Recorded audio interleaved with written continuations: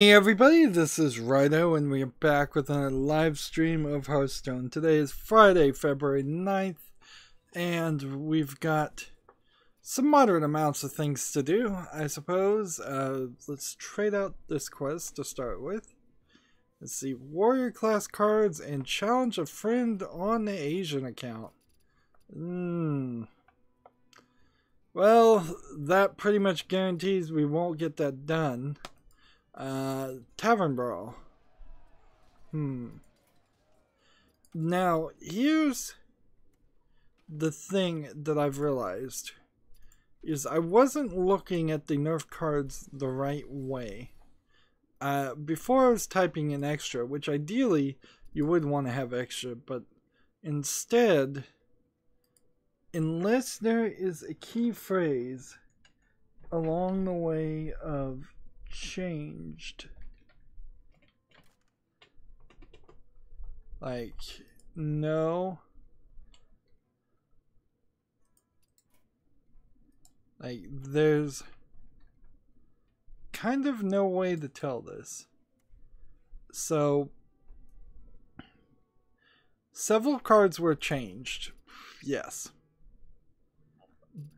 but I'd have to know what they are or where they are. Wouldn't I? And we know one is Patches the Pirate, which I don't believe I have Patches the Pirate. And all the others, I believe, were cards that were neutral cards. So I would need a list of the modded cards. I guess inherently what I need to most focus on is patches, because the other cards like don't matter as much. So I don't have Patches the Pirate here. This card was recently modified, so disenchanting has been adjusted. So if I did have patches, which I do on other accounts, disenchanting this right now would give me 1600 dust. 1600 dust is an incredibly high amount of dust, and that would be very nice. So I need to come over here and then immediately look at these nerf cards, because this is a bit of stuff that needs to be dealt with first. It may not seem important right now to people, but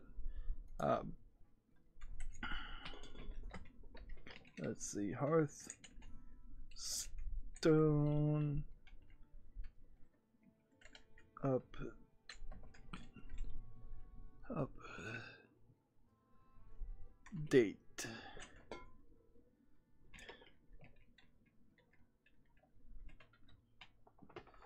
Alright.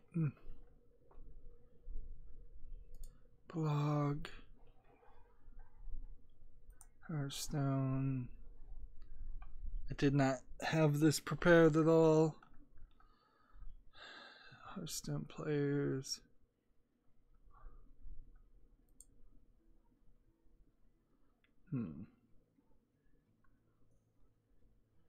There's the blog article. Come on, load. It's taking long.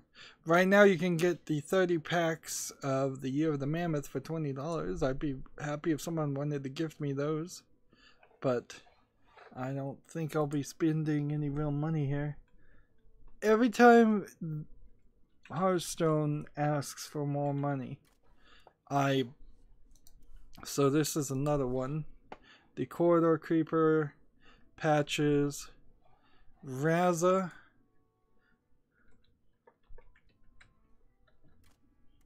I don't have that one, and Bone Mare,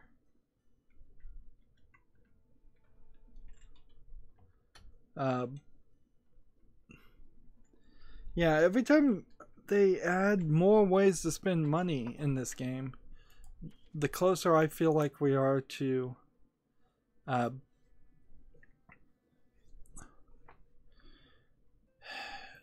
well, Knights of the Frozen Throne cards. Do I take the 40 dust and then see if I get these common cards again? I think that is right. You want to do this. Take that 40 dust. And so now I'm at 130 dust, which can be saved up for something else. And whenever, I mean, let's do it. Let's gamble a little bit here. We have some money. Choose Knights of the Frozen Throne and buy one pack and see what happens. Will we get Bone Mare?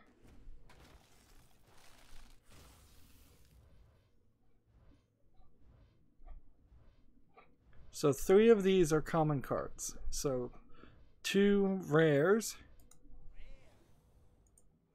They can't be Bone Mare. 1 that isn't Bone Mare.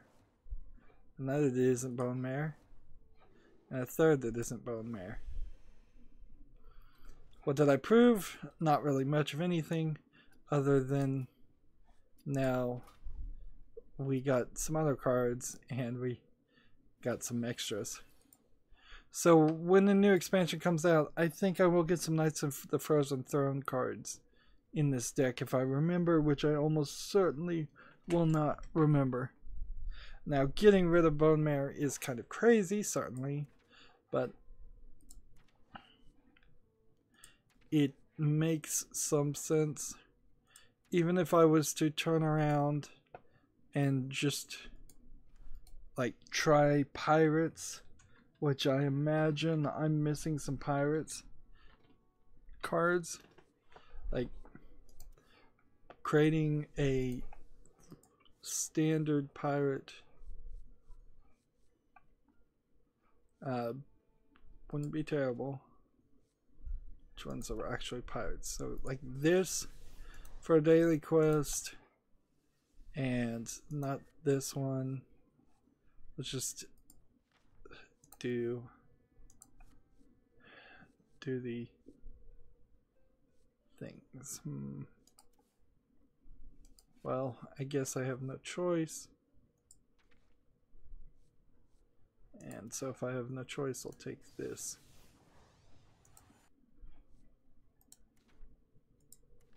And I know that doesn't make the most amount of sense, but I think that was the right move. Let's move into the game, though. So we need to play warrior class cards. Do I have a warrior deck? Warrior cards. We've got one already lined up called warrior cards, so we're good to go. And let's hop in here and start playing.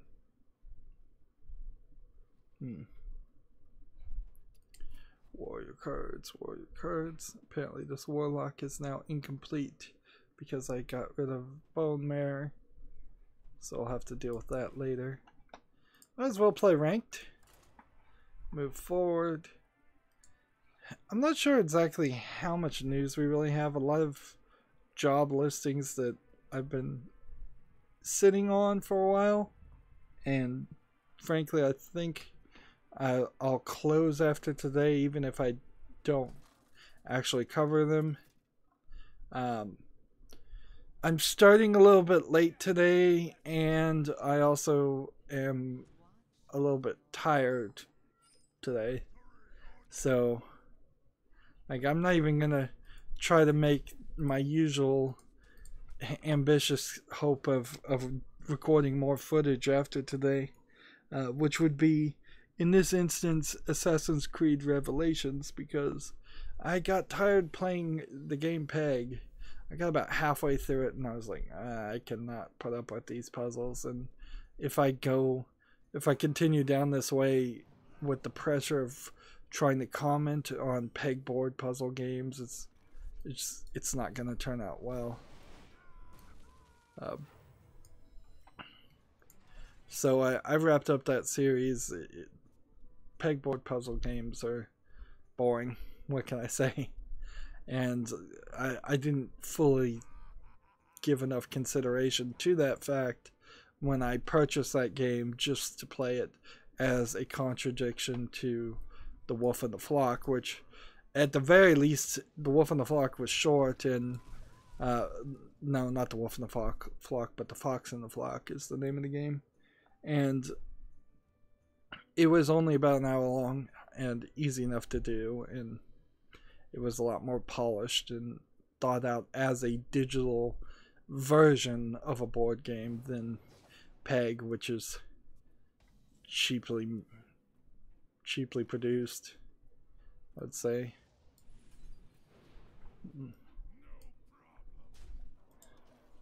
The SNES 9X / SNES 9X 2010, which are emulators that run the SNES, now have CPU overclocking, which should allow some games to not lock up as much, which is weird because I thought the SNES emulators were at 100% already. Like, I thought you could pretty well guarantee any game that was actually released for a Super NES could be run on the emulators at the appropriate speed with no real bugs, with nothing. But apparently there's always more work that can be done. That being said, the Beetle PlayStation 1 emulator is also getting CPU overclocking, which is odd because it already had something called CPU overclocking that was kind of a misnomer. And with that introduction, PlayStation 1 games, I'm hoping, will run better on the Raspberry Pi 3 once that gets ported over to the Raspberry Pi emulation station, RetroPie branches. PlayStation 1 games, in my experience, were sluggish on the Raspberry Pi. It might very well be that they will still be sluggish and it's just a limitation of the CPU. But if it isn't and it can actually be improved, that would be great. Of course, talking about emulators is not really the biggest of video game news, except for people who play old games in emulators. I would compare and contrast, though, like the progress of old game emulation for Libretto and RetroArch versus the NES Classic and the Super NES Classic are night and day. There's almost certainly never going to be any update or new version put on those things. They're just going to be pushed out as they are. If they run good, that's fine. If they don't, Nintendo doesn't really care. On top of that, you don't actually have a clue if the NES Mini or Super NES Mini would run as well with any new software or different ROMs. I know there is a way to squeeze more games on the Super NES Mini and NES Mini, but I've never heard any in-depth results on whether the emulators that Nintendo was using were optimized in any way to work with those. Moving on to more modern video game news, Sweden could potentially classify loot boxes as gambling as early as 2019. So Germany is looking into it, Sweden is looking into it. When the European Union basically and Europe starts looking into something, it starts to go down a process. No. Well, I can either increase my demise or not.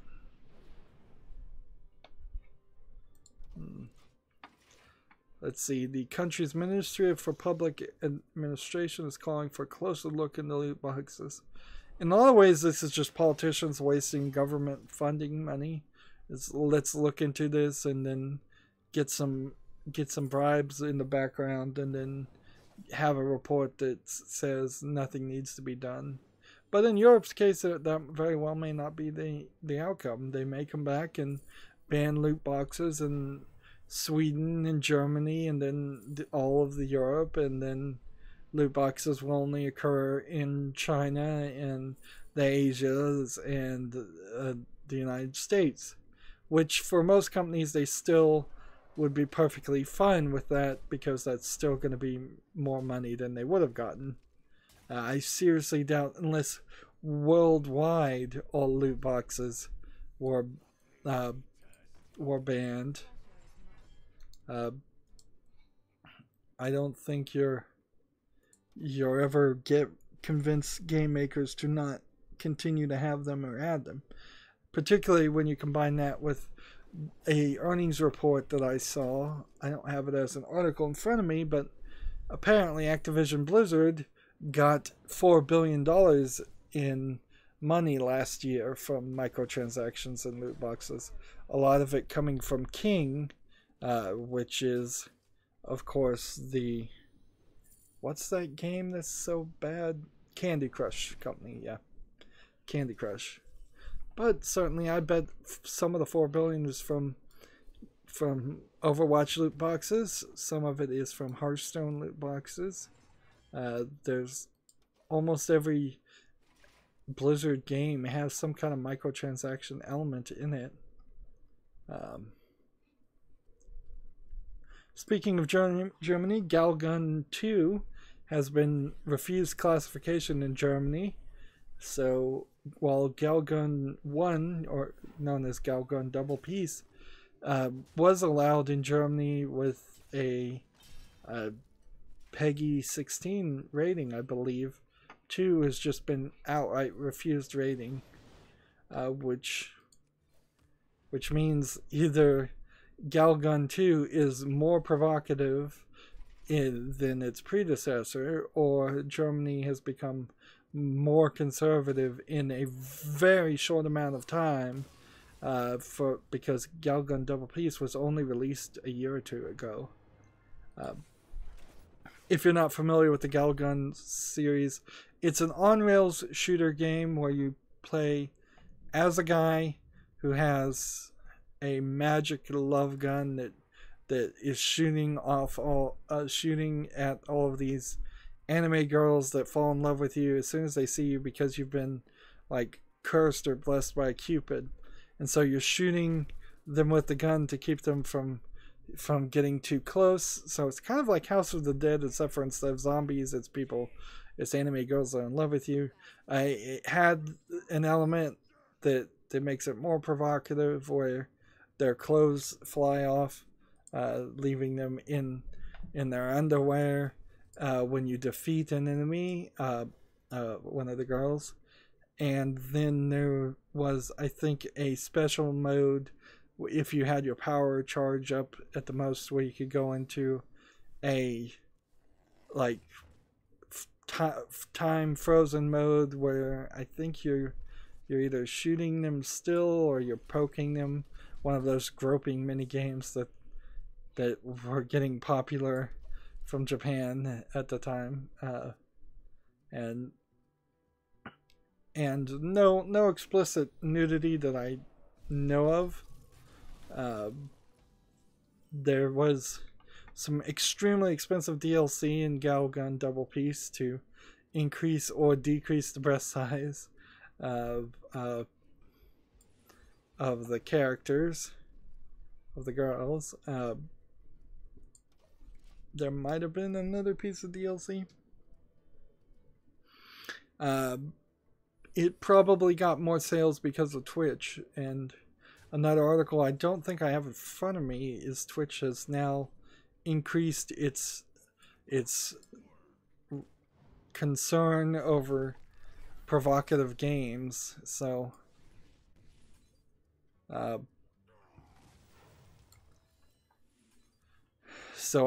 don't think, like, if Yandere Simulator, for example, ever wanted to be on Twitch, which he seemed like he very much did, they've doubled down on their ruling on that, so that's just not going to happen. With small YouTube channels like mine being demonetized, I might consider playing Galgun, but on the other hand, it might also rather quickly turn into a scenario where that's a good way to get your channel completely deleted. So the threat of community strikes are still high, as high as they've ever been. I would like to own and play Galgun though,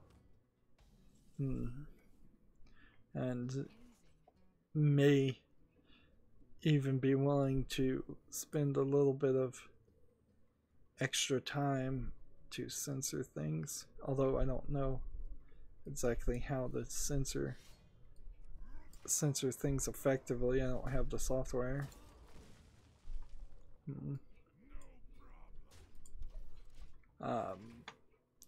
That was a long chain of news, all off the top of my head. It's kind of funny. I'm listening to like the latest co-optional or the second latest co-optional, and they're saying, gee, nothing happened in the video game world. And I'm like, something totally happened in the video game world. You just didn't get any of the news because you didn't look hard enough. It's like there really hasn't been a week since January where you couldn't find at least a little bit to say. Let's see. A new game from Nippon Ichi Software has been announced and teased, called Liar Princess and the Blind Prince, with a teaser website. It's an action-adventure game where the monster and young princess take the lead role. The players control a wolf monster who gained the ability to transform into a princess. It's coming out for the PS4, Switch, and Vita in Japan on May 31st. So that's all we know right now, but don't worry, I'm sure they'll give out some more information soon enough because they love to do that.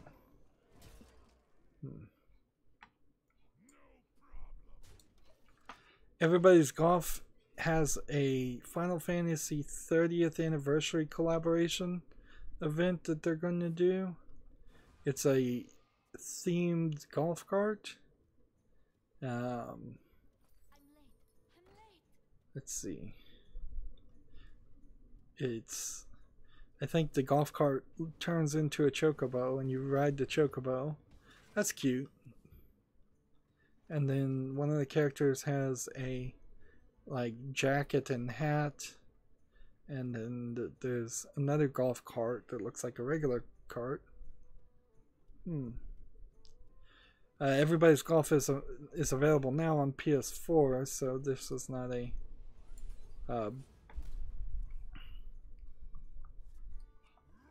it's really just more advertisement for Final Fantasy 30th anniversary than it is for the Everybody's Golf game.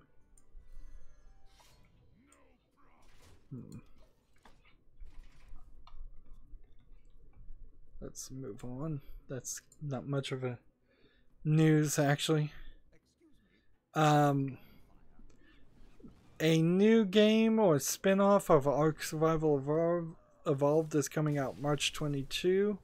It's called Ark Park. It's a multiplayer virtual reality game based off of Ark Survival Evolved. It will launch on the PlayStation VR, HTC Vive, and Oculus Rift on March 22nd. And Let's see if we can. We're gonna do our standard attempt to add and friend everybody that we just played, so we can do a challenge a friend.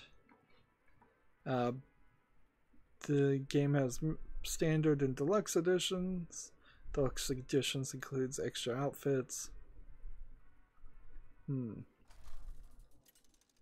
It seems almost like it is an attempt to be Jurassic Park. There is combat in it. There is dinosaur breeding in it. There's gene collecting and exploration in it. So I don't know how different it really is from Ark Survival Evolved, other than maybe there's going to be a few buildings indicating that it was a park, or is a park. See, we can look at the Steam page, and it says coming soon. I don't even know why I'm giving this game the time of day, though. Like, it's a blatant Jurassic Park ripoff in every screenshot that they're showing. They're not really showing any real game footage. The Ark Survival Evolved series of games have not satisfactorily delivered in any finished products, while asking for more and more money. And this seems like just yet another attempt to get more money out of people who somehow still like the series. And I'm glad I never got suckered into it. And in all honesty, this looks good. And then I think Ark Survival Evolved looks good. But it's not a finished thing. Speaking of a not finished thing, the Good Life, the sweary game that he is trying to get kickstarted. Let's see. He is coming to Kickstarter because it failed in Fig. Let's see. The campaign was exhaustively analyzed and re-examined. So the Kickstarter starts March 26th. I would never agree for anybody to kickstart anything. The game previously raised $682,864 through a Fig campaign, but did not meet its funding goal. So, as I understand it, on Fig, because it didn't meet its funding goal, it didn't get any of that money. I think that's the way this works.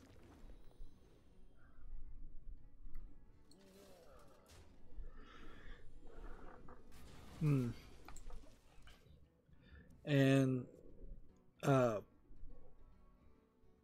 so they're starting over for scratch. Or the way this is phrased, though, it seems like they did get that money and they just sat on it. And this is sweary. The problem with the Good Life is the idea of some lady coming to a magical city and working some kind of job, and in the city you turn into cats at night is it's just too crazy and inconsistent. And the artistic style doesn't look good enough to catch people's attention. It has a paper mache artistic style, and that hurts it too. The name hurts it. It seems like it's a game that wants to be something like Stardew Valley, where there's very little violence and very little direct instructions as far as what you're supposed to be doing.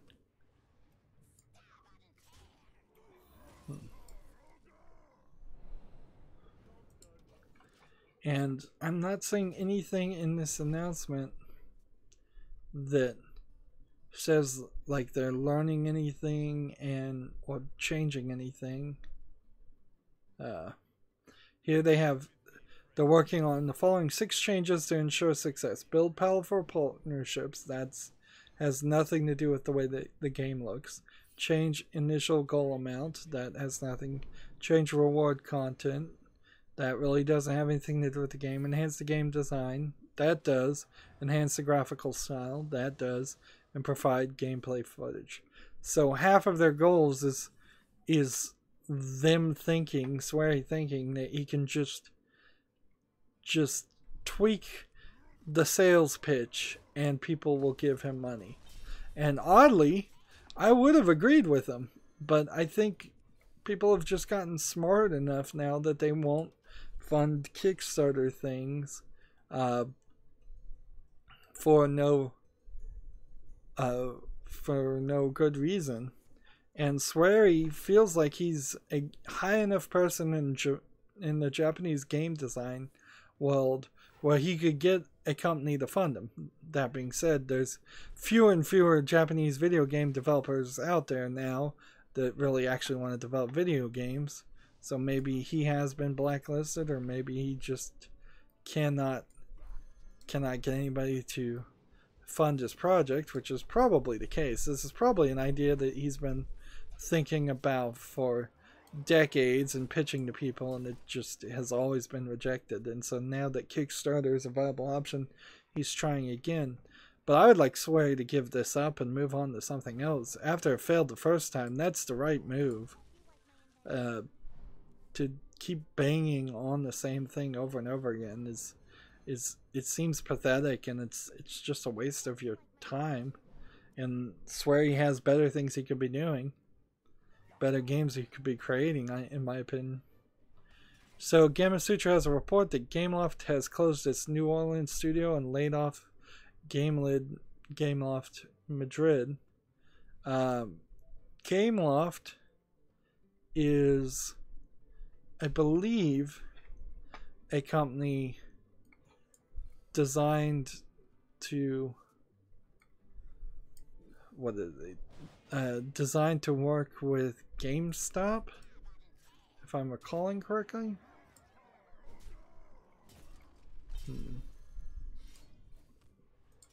And yeah, Gameloft was acquired by Vivendi by way of a hostile takeover in 2016, and this is why the organization is one of two game companies the French conglomerate has been eyeing for a hostile takeover alongside Ubisoft.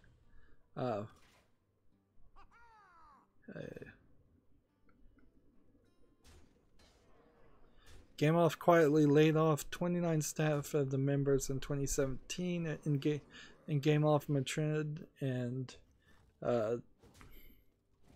the anonymous sources say the studio situation was dire, and noted that additional 20 developers have walked away from the Madrid studio voluntarily since those layoffs. So 40 people have been totally kicked out.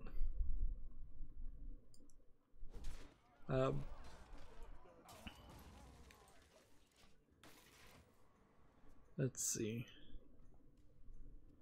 I do want to see here, and there's no information as far as what games Gameloft has made. Let's see. Well, the list is not great. RF 2017 Real Football, GT Racing Motor Academy, Modern Combat 4 Zero Hour, Dead Rivals, Sonic Runner Adventures, Paddington Run, Modern Combat Versus. All of these are cell phone games. City Mania, Blitz Brigade. So it's not even really like this is a company that you're going to miss. The Blacklist, Conspiracies, Zombie Anarchy, Asphalt Extreme. If you read out these names of games, I would assume these were fictional games you were trying to like trick me with. Honestly.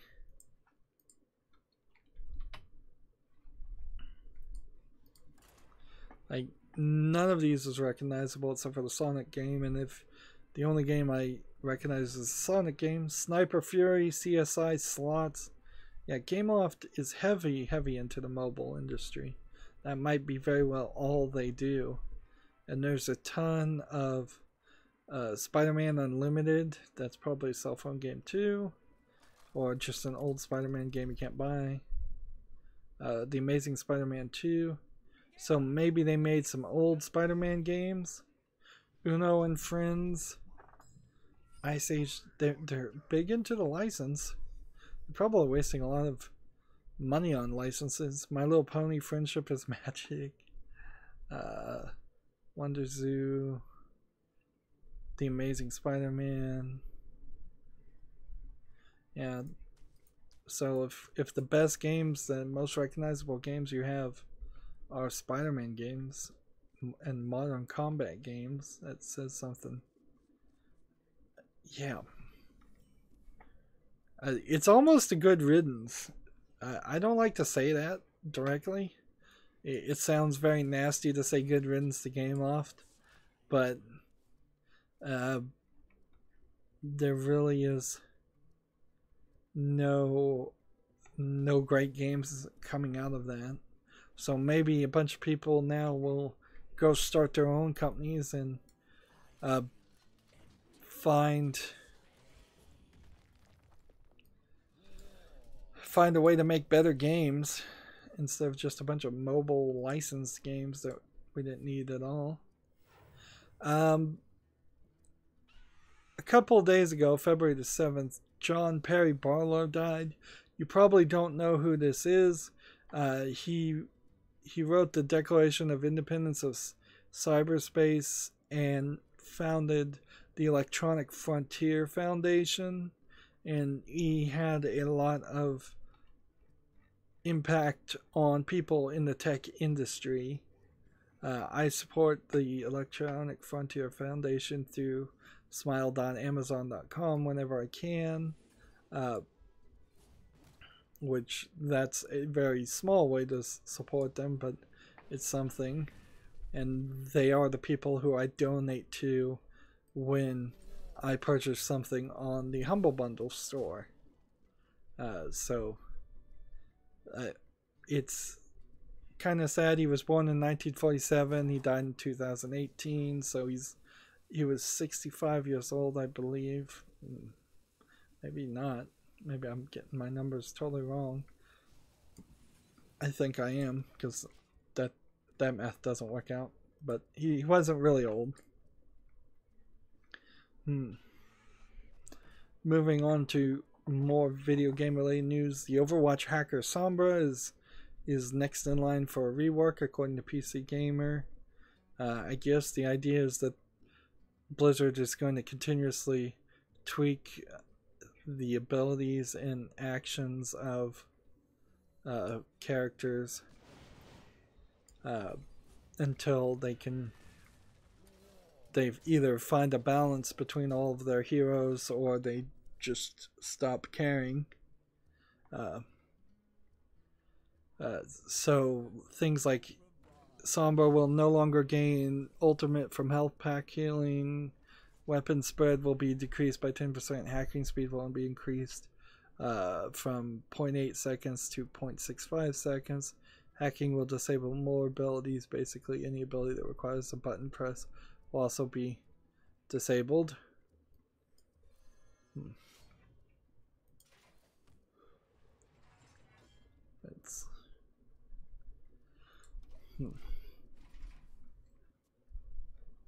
So, as somebody who doesn't play Overwatch, that doesn't mean anything really to me, but I'm sure Overwatch players will love that.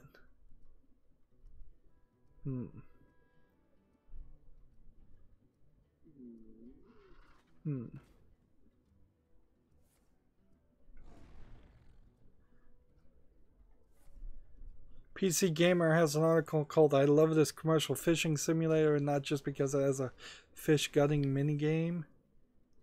I'm looking at a video of somebody playing it, and it does seem to be relatively realistic for all I know. I don't know how many fishermen on a ship actually gut and process a fish at the time, like, I'm not sure if they would even eat their own supply of caught fish. They might not. I'd imagine if I was a fisherman, the last thing I'd want to do is eat fish for dinner every night. But it might be the only thing they could carry along. See, I was thinking this was going to be more of a training simulator to how to fish, and I think it's kind of half and half.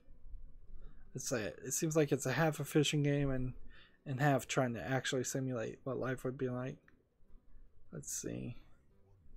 But in all of this article, I don't actually see I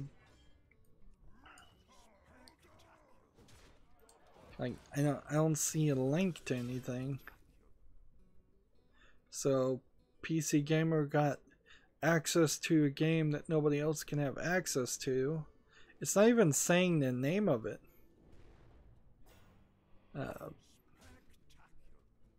Okay, it's called Fishing Barents Sea. It is on Steam. It's rated mostly positive with 70%. So it is a game. It's $18 with 10% off. Just squelch this guy.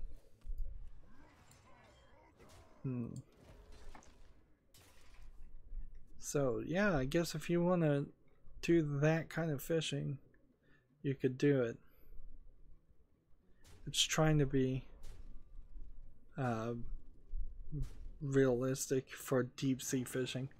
Personally, I would prefer minigame style fishing that you do in Zelda, or something like that. I want to not have to wait really long to catch a fish and then have an action-packed mini game to pull in a fish. And then as far as the cooking and preparing, I'm perfectly fine with games skipping over that stuff. Like, I don't see any value in doing that, in gutting a fish, unless it's just an educational experience, which honestly, yeah, I guess I could learn to actually gut fish, but I don't think I'd ever actually use it. And so, since we have this challenge a friend and that's never going to happen, I'm going to trade that out and get it done on the weekend off screen. That's kind of all I can do. So let's move over to the European account and start that launching. Intel has released an updated Spectre patch for Skylake CPUs. So they're continuing to work on it. So Spectre and Meltdown will be fixed eventually. So here we are now on the European account. Just go ahead and trade this one out. And I have 3 victories here. Well, 4 victories here already. So all I need to do is win 3 games with the Warrior and 5 games with the Druid or Rogue. And that's not going to be great. Oh no. We've painted ourselves into another corner.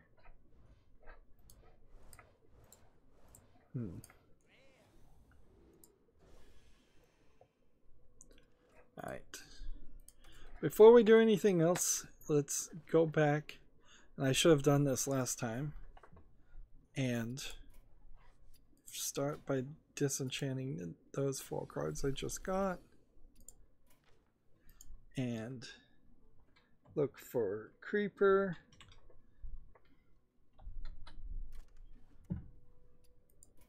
So I don't have this one.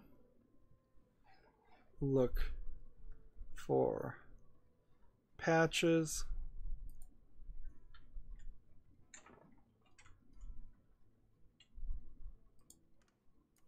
Hearthstone deck tracker is dying on me.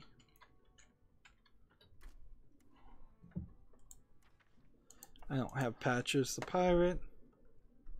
Look for Raza.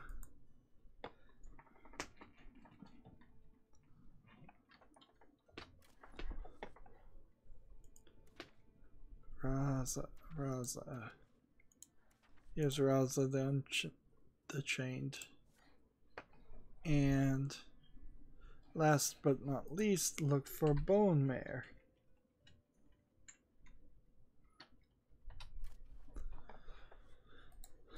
And I do have 2 of these, so again we'll just disenchant Bone Mare and disenchant Bone Mare. Alright. And we will again come in here, get a Knights of the Frozen Throne pack, and see if we can get Bone Mare back.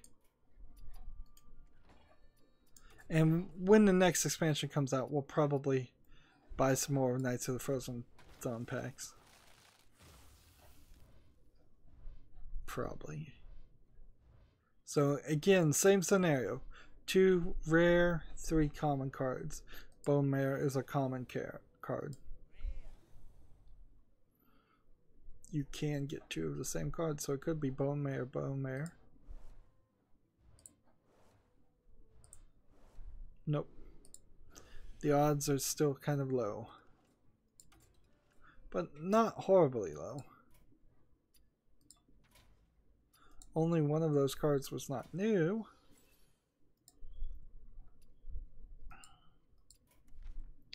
And see if I could go here and then look at standard cards.